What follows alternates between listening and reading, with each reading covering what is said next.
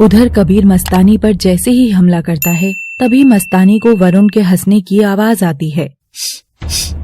Hello, मदद की फिर से जरूरत है क्या? तुम अब क्या मदद करने आए हो मेरी? इतना करके क्या तुमको सुकून नहीं मिला? अच्छा चलो अब देखो मेरी मौत का तमाशा। और कबीर जैसे ही मस्तानी पर अपने पंजे का वार करता है तभी वरुण अपनी सांप की पूंछ लटकाकर मस्तानी को झट से लपक कर ऊपर उठा लेता है और खिड़की से नीचे कूद जाता है। बेचारा कबीर तो हाथ मलता ही रह जाता है। उधर मस्तानी वरुण की बाहों में गिरी हुई थी।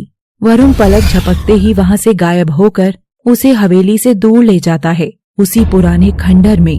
क्या जरूरत थी तुम्हें मुझे बचाने की? तुम तो पहले ही कर चुके थे ना अपनी ये जलील हरकत भी।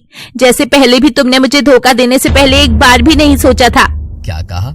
मैंने धोखा दिया था तुम्हें? मस्तानी मैं तुमको बेइंतहा चाहता था। मैं वहीं रुका हुआ था, भागी तुम थी। मुझे अकेला छोड़कर तुम भागी थी।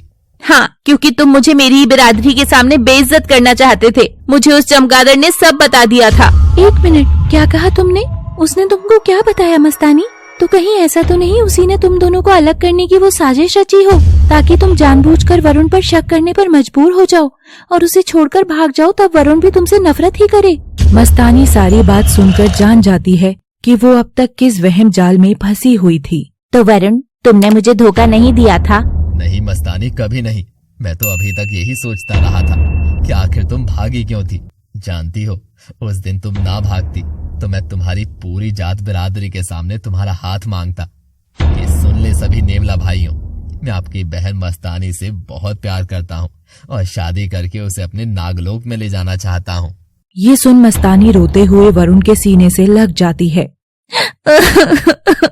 मैं भी कितनी पागल थी, एक गैर के बहकावे में आकर अपने वरुण पर शक कर बैठी और इतनी लंबी जिंदगी तुम बिन गुजार दी। तुम मारो वरुण, चांटे ही चांटे लगाओ मुझे। I missed you so much. I love you Varun. I love you too. और दोनों नेवली और नागिन के रूप में आकर एक दूसरे के तन से लिपट जाते हैं। ये देख सब दोनों पर फूलों की बौछार करते हैं। नाग नेवली का ऐसा मिलन देखना इतना सुंदर लग रहा था कि कनिष्का की आंखों में आंसू आ गए। कितना सुंदर लग रहा है ये मिलन।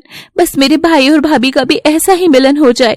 ये हमारी आंखें अब तरस गई हैं नीलम और कनिष्क के मिलन के लिए।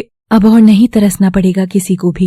मस्तानी के भागने पर कबीर उस आग के घेरे के पास जाकर पहरा देने लग जाता है जहां नीलम कैद थी। नीलम गर्मी से तड़पकर आहें भरी जा रही थी। पानी पिला दो, कोई तो पानी दे दो। कबीर पास रखा पानी जैसे ही नीलम के लिए लेकर जाता है